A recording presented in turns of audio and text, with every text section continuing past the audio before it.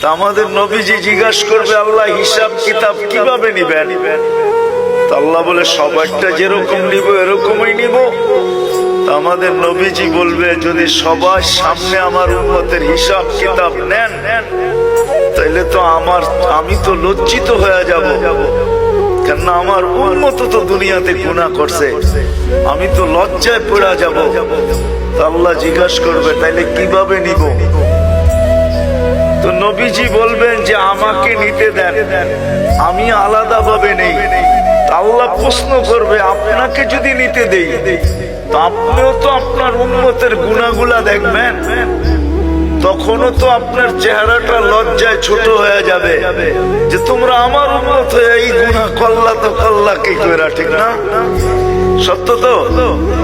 আল্লাহ জবাব দিবে, বন্ধু ওয়াদা, আপনার চেহারা আমি লজ্জিত করব না, বিদায় আপনার উম্মতের হিসাব কিতাব নিব আমি বটে, কারো সামনে না, আপনার সামনেও না, আমি পর্দার ভিতরে নিয়ে নিব, আপনাকেও জানতে দিব না, কাউকে জানতে দিব না।